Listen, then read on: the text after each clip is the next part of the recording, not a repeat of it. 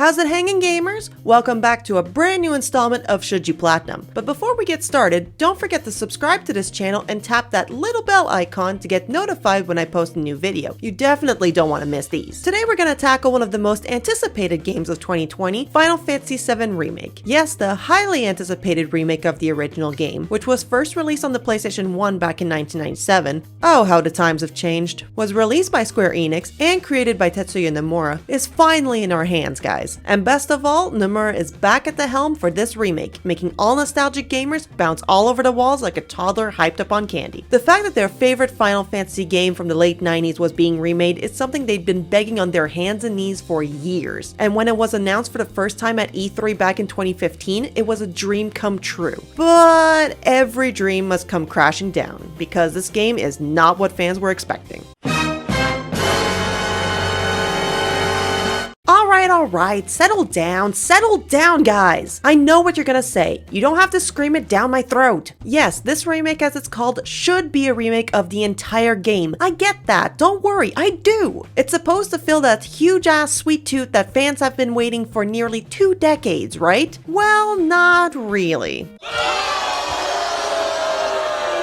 You suck! Hey now, calm down, gamers. I know, massive change of opinion from everyone else. But hear me out, will ya? Let's all remember that the original game was so massive that it needed to be on 3 discs. 3 discs! Like, come on, guys. In this HD era, do you really expect this to be 200 hours long like a certain game we all know? No, let's be real, that's not possible on 1 disc. Already that this remake is 100 gigabytes and you need 2 discs to download the damn thing, it would make sense that this would be split up to give us the best quality ever and not make us wait an eternity to get the whole thing. Although, to be fair, that's what we might end up getting if it keeps getting split up this way. And given that I only played the original on PlayStation 4 before the remake came out, I'm a bit more lenient than hardcore fans, so having this game split up into several sections didn't bother me as much when the news came out. But now that I've played and platinumed both games, do I still feel the same way? Yes, you can platinum the original now that it's on the PS4, so us trophy hunters have even more hours to put into the series. Like there aren't enough Final Fantasy games to platinum. And better yet, you must all be wondering, is this remake even worth platinuming? We'll answer those questions while addressing the storyline, gameplay, and ease for new players. And since this is a remake of the original Final Fantasy VII, I'll talk about the changes they made and see what they improved. Obviously, since this game only covers the first several hours of the original, there is no additional content,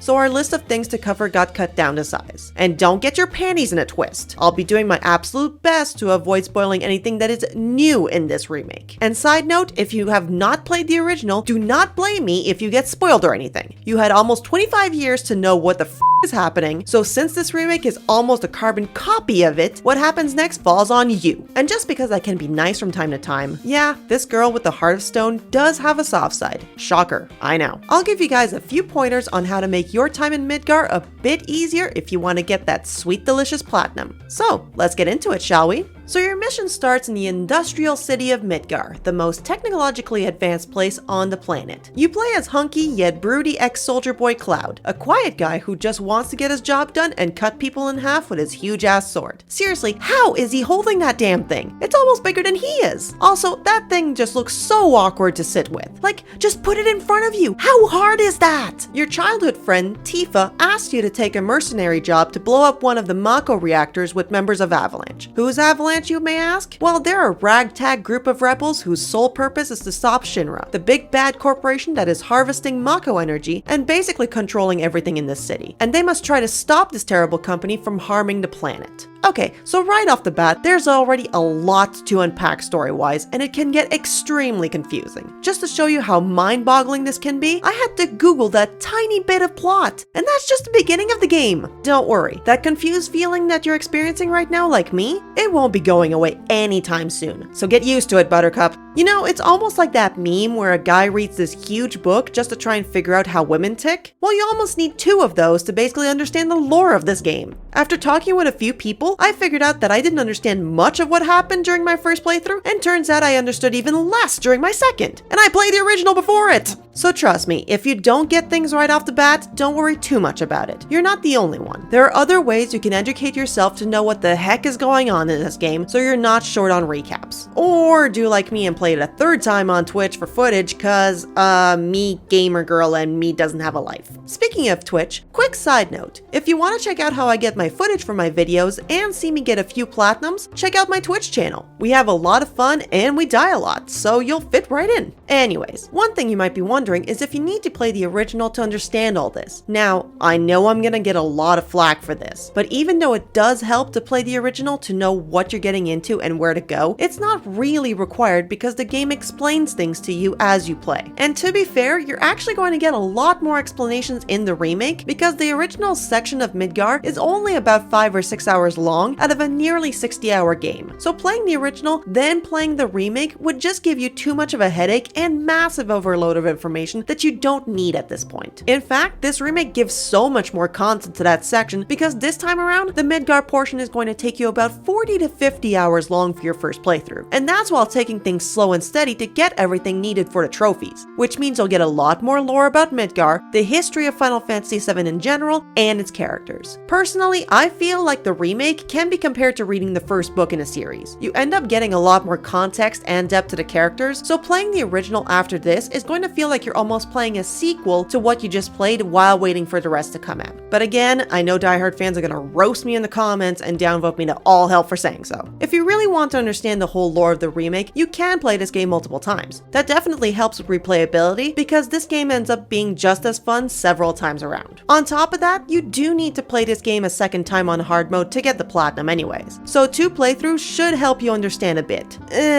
Hopefully anyways. So personally, I don't think you need to play the original first because the remake does such a great job of expanding the world and its characters. But it's all up to personal preference, isn't it? I think this remake expands far more on the Midgar part than it did in the original, and it helped us understand every single character in the game. And speaking of characters, that's one of the best things they fleshed out in this one. In the original, Midgar is sort of like a stepping stone to the actual thing because, again, that damn game was on 3 freaking discs, making it as long as the book required to understand the lore. And they obviously had to make sections smaller to give room to a lot of plot and, well, plot twists. So because it didn't have much depth in some areas, you didn't get time to become attached to any of the characters. That's totally changed in the remake. You get entire chapters dedicated to Avalanche members who didn't get as much screen time in the original, such as Biggs, Wedge, and my girl Jessie. Man, I wish she was playable. I'd have her in my party all the time. And because I can't play as her in this, I'm gonna put her in here as much as I want. So suck it up and enjoy the wonder that is Jessie, because we all know what happens to her, so best take it in while it lasts. And speaking of playable characters, can we talk about the fact that Red 13 shows up here, but he isn't playable at all? You literally fight alongside him, but you can't use him? Yes, I'm salty about this, but come on! Why can't I play as that lovable puppy? Oh right, how stupid of me. Square Enix just basically says, you want to play as your favorite characters? Well, tough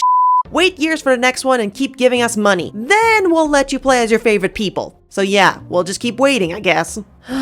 Anyways, enough with my rambling. Expanding on these characters makes this game feel more human, like it's not trying to rush into anything like the original. It also makes you feel for what the characters are going through, both main and supportive. You even start to feel for what might happen to them in the long... Hey, wait a second. Why am I trying to avoid spoiling it? This was in the original game. You already know what happens here. I said I would not spoil anything new, so damn it, if I had to go through 3 tissue boxes because of this, then I'm taking you down with me. Feel our pain, gamers, and shove those onions in your face. It's not polite to stare, you know. Oh god. So yeah, not gonna lie, this game gets sad at times. And hardcore sad, no less. It tugs at your heart and just makes you feel for this entire story. This remake is packed with emotions and tons of life. Or lack thereof. Take for example this short scene after chapter 13 once the plate falls. Here's the original.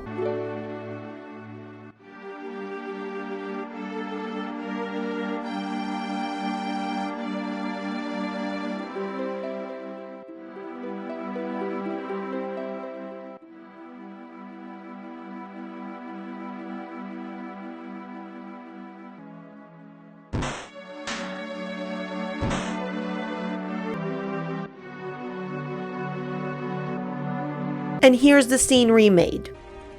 Marlene. Marlene! Marlene! Fix! Wedge! Jesse! God damn it! God damn you! God damn you all!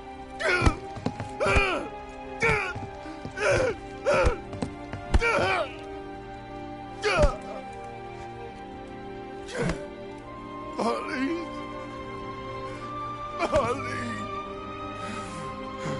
By the way, if you didn't cry at this scene, you are a monster and have no heart. Not only does it help that the remake is voice acted, so you end up being far more invested in the scene, but they practically breathe emotion into this game because it lets you get closer to these characters. If we didn't have these chapters with Jesse or more interaction with Biggs or Wedge, would we even feel so horrible when they bite the dust? No, we definitely wouldn't, because the original showed us that too little doesn't always go a long way. And mind you, the remake did change some of the dialogue in some instances, but I think it's for the better actually. I don't want a carbon copy of the game. If I did, I'd just play the original again. Or, you know, wait until 2022 when the mobile game comes out, and then I'll be able to play carbon copies of all Final Fantasy VII games. I mean, pick your poison at this point. Everything I've mentioned just now about the remake breathes new life into this nostalgic game. And again, Square Enix didn't bother to save our hearts and souls from these emotional scenes, so these jokes just write themselves really. You even get more background info on your main party members, which is an added bonus. It makes you want to have the second part even more. And an added bonus is the beautiful soundtrack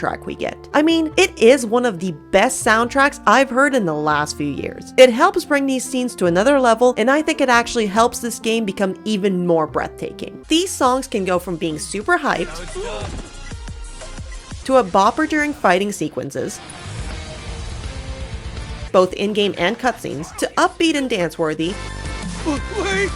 and even to emotional and absolutely heartfelt god tier sometimes.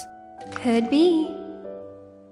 One thing that kinda sucks is that they removed the Battle Victory song from the original, but hey, at least Barrett comes in for the clutch.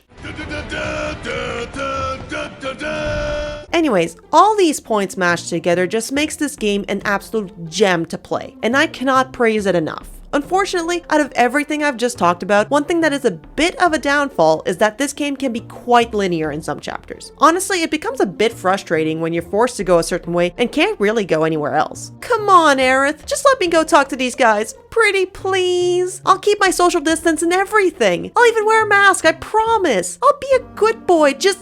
Come on, Cloud. This way. Oh, you were absolutely no fun! But there are a handful of chapters that have side missions, which also add a bit to the lore and side characters and gives you some form of open world. Some could have easily just straight up been forgotten, but that's a small gripe to such a jam-packed game. And besides, there is something tied to all these side quests, but we'll get to that in a bit. Also, just a quick side note, I seriously need to get the devs on the phone, cause god damn it, these games do not know how to play darts correctly. You can't simply single or triple out to win the game, guys. It has to be done on a double. Do I have to mail you the fuck?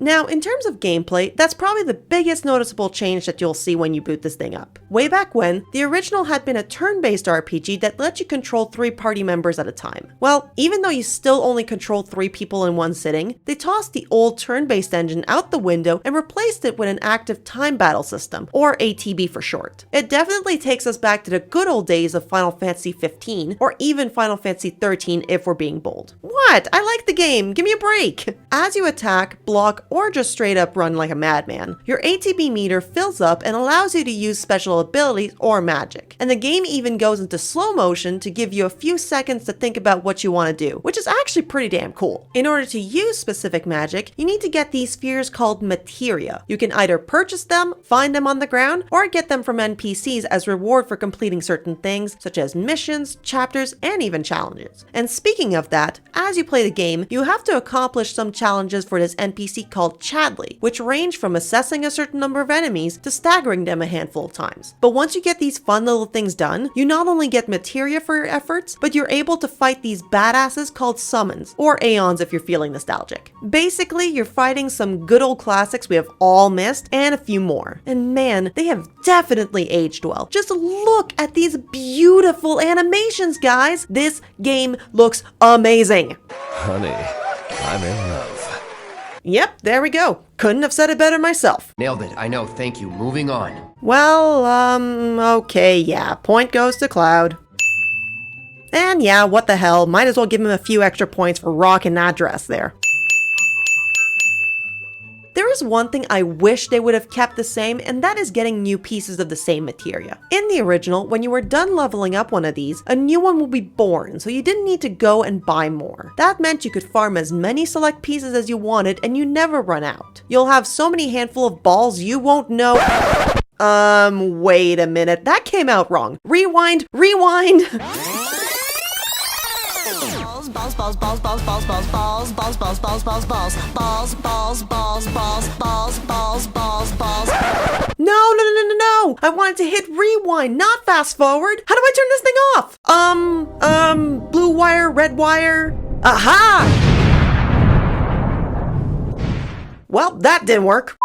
But in this one, you're forced to buy more or be stuck with the one and only piece you get in the entire game. I'm looking at you, Magnify. That little bit aside, the fact that you're restricted to a select few materia throughout all your playthroughs is kind of ingenious if you ask me. This makes you strategize every move you make. You're not overpowered before fighting the final boss like in the original, so you're likely going to die a handful of times before you figure out what's the best strategy for you. So get ready to use that big brain of yours there, gamer. Otherwise, get ready to get smacked around a lot. Aside from those little pieces of gameplay, you can also use items to heal your party members or cure status ailments, like sleep or frog. But when you're playing on hard mode, just remember that you cannot use any items. You're limited to the MP you've got and the benches that only fill up your HP bar. So make sure to manage your MP correctly before going up against any bosses. Apart from that, gameplay has been modified drastically, but the game still feels like a modern Final Fantasy. And it really won't take you long to get used to it all, trust me. Now, given that this is a remake of the original classic game, you're probably wondering if this game is kind to new players. Personally, I'd like to say that you can come into this one knowing absolutely nothing and still get a feel for what's going on. The game doesn't hold your hand story-wise, but there's enough exposition to help you play this fantastic game. And the tutorial is very well done, so you can figure out the controls extremely early on and not have a hard time playing it. Even so, the tutorial is actually well balanced throughout the entire game, so you won't feel lost with the controller or stuff like that. Like I said, once you start putting certain materia on your party members, it's all down to strategy. So newcomers will be glad to hear that you can now go out and buy this remake without any fear of being completely lost. And even better, for you nostalgic diehard fans out there who have played the original way back on the PlayStation 1 or just recently on the PlayStation 4 like me, then it's safe to say that you'll have more fun because you'll know exactly what you're doing, or at least to an extent. Again, I ain't spoiling a dang thing. Now, with all that said and done, we're all asking ourselves the same question. Should you or should you not platinum this game? Yeah, definitely. Like, what kind of question is that after all the gushing I've done over this game? Go out, buy it now, and get that shiny platinum. That's an order, people! It's definitely an easier platinum than some of the games I've been doing lately, so it's really fun to get and just to play around. It took me about 80 hours to get everything, and that's with 2 runs, one on normal and the second on hard mode while doing chapter select. Going back to the original question at the beginning of this video, am I bothered by the fact that this game was split into several parts unlike the original? No!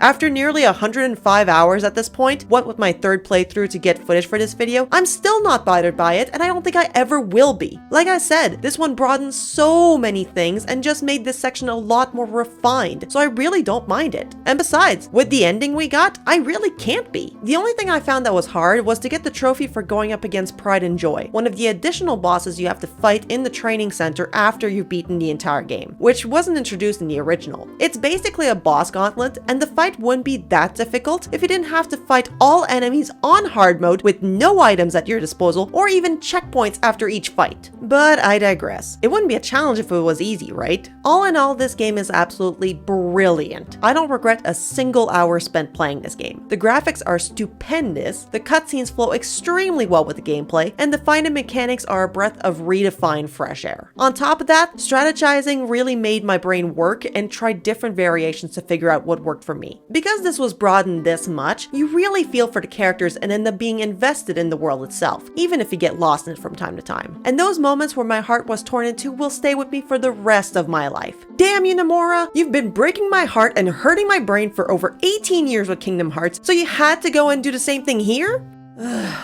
We're all gonna need therapy after Nomura's done with us. Anyways, most of the game is a carbon copy of the original, sure, but it's been far more enhanced and there's a lot more attention to detail. Like, come on! Important sections like the cross-dressing scene are far more detailed, and even silly sections that could have easily been straight up forgotten, like choosing to go up the elevator or taking the stairs to go up the Shinra building, are way more detailed than it even has the right to be. You can even see Cloud slowing down as he goes up the stairs, and honestly, the game doesn't even need to go this far. And yeah, there are some things I wish they would have kept out, but of course, not everything is as we want it to be, and it's definitely not the same in some cases. Now, there have been changes to the original, don't get me wrong, but I honestly think that they're really well done overall. It made me go, what the f*** in my seat as I watched those scenes unfold, but that only reinforced the theories I read online after I played the game. Cause Lord knows I wanted more, just like everyone else. My glass was left empty, guys, and I had to know. It basically said that this wasn't a remake of the original. In fact, this was actually remaking the original. It's kind of funky, I know, but it's changing the storyline just enough that absolutely no one knows what's in store. So when the second part will inevitably be released, who knows? We might all be new players at that point. Who knows what the future of this series will bring, but this game is an extremely bright stepping stone to a brimming future for the Final Fantasy franchise. And I'm all for it, 150% of the way. Take my money, Square Enix, you happily deserve it with this. So go out there and get that platinum trophy because you need to add it to your collection. It's well worth your time, trust me. Now, here are a few tips to make your time in Midgard not so painful. Before we start off, you'll notice that all my tips in the beginning will mostly focus around one specific thing, materia. So listen up, gamers, because these are gonna save your life. First off, when you're in chapters 6, 9, and 14, you want to get two specific types of support materia, the elemental and magnify materia. For those familiar with the original, magnify is basically your all materia, which lets you use magic to all party members. You only get one magnify and two elemental materia in the entire game, so make sure to grab these when you see them. They'll save your ass in tough situations. And speaking of your elemental materia, when you get them, you've got two options. You can either equip it in your weapon slot and attach it to a magic type materia for added damage to an enemy's weakness, or you can put it in your armor slot to get reduced damage from said magic. My recommendation? Attach it to your weapon slot. Equip it with a fire or thunder materia to basically wreck all your enemies. And seriously, equip one of those elemental materia to Cloud and the other to Barret. His ranged attack, along with the Big Bertha weapon, is a great combo. So get ready to bring the pain, Rambo style. And seeing as we're on the subject of materia, there's one last orb in particular you don't want to step over. In chapter 14, you'll find this orb on the ground close to Aerith's house called the pedometer. Honestly, it looks absolutely useless at first, but if you walk around and get your 5,000 steps in, it transforms into a materia called AP Up, which doubles the experience points you get to level up your materia. So equip it as soon as you get it. Clear the dust off that Fitbit of yours there, Cloud, and go get your exercise. I mean it. Stop being lazy and go do some squats or go to the club. Just do something.